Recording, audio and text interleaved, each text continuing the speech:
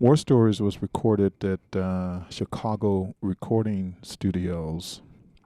John Patterson, who has since passed away, was my engineer. What a great engineer he was. He subsequently, after that, started to work with Phil Ramone and became his chief engineer.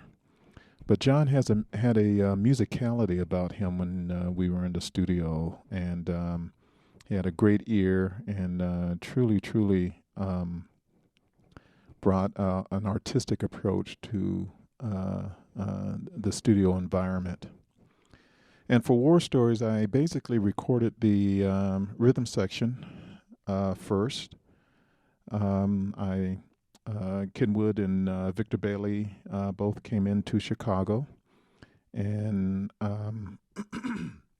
laid down all the rhythm tracks. Also, I had Alex Warman, who is from Chicago, who played the keyboard stuff. I had all the charts written out at this time. I think it was Finale was the program I was using. I had heard them mainly in Pro Tools, so when the session began, all I had to do was sort of sit down and talk to these guys about what I was looking for. And I would be able to say, I wanted to have this kind of feel or that kind of feel. And both Kenwood and Victor were very flexible with regards to what was written on the score and what it was I was trying to create in the studio. So we went through tune by tune, and I did all 8 tunes with them in 2 days, I believe it was. We did it in Studio A at Chicago Recording Studio, and I believe it was a SSL, and we recorded it direct, to 24-track Ampex, and then we mixed it to a new Yakimichi digital tape recorder.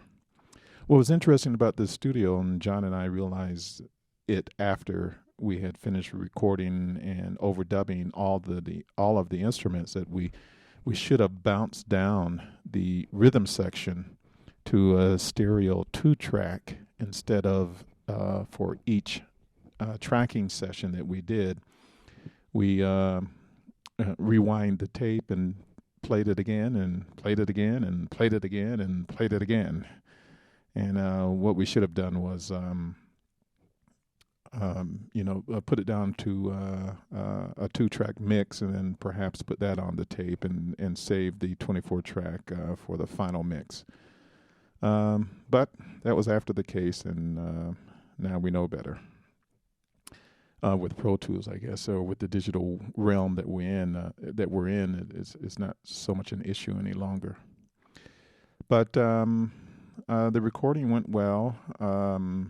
So I did, after we did the rhythm section, I wanted to add, the other rhythm sections before I started the other rhythm instruments before I started working with horns and such. So I put the 2 guitars down with Rob Williams and Ernie Denoff, and they did their solo on Stolen Butterflies, both at the same time in the studio. Rob did most of the guitar work on War Stories. Ernie came in and did Stolen Butterflies, and he took a solo on a couple other tunes. Then I flew out to New York, and I can't remember the studio that we were in, but I gave Mike Stern a call, and we knew each other back at Berkeley, and I had 2 tunes that I wanted him to play on. One was Fique, and the other was O Pismes. So we went into the studio. He brought in his guitar and his rack setup. I think he used an SPX90 stereo. And I sent him the music earlier and told him what I was looking for in it, and that I wanted it to build to a certain point to start not so much intensity, and then build to intensity. And he did a great job in creating that intensity. And so he played on Fique and he played on Opismes. It turns out that the track he did for Opismes didn't really work for me. And it's interesting when you record something, you listen to it, you go, well, that's great, and then you get into the edit process of putting it together, and you see where some things that you thought were great, even though they were great in isolation, but once you had everything put together, it had a different sonority, and you had to make some adjustments. And so for that one, Ernie, I asked Ernie to also play a solo on Opismes, and his solo seemed to work a little bit better for the essence of what the Opismes was about. So I used Ernie Denoff's solo for Opismes instead of Mike Stern's.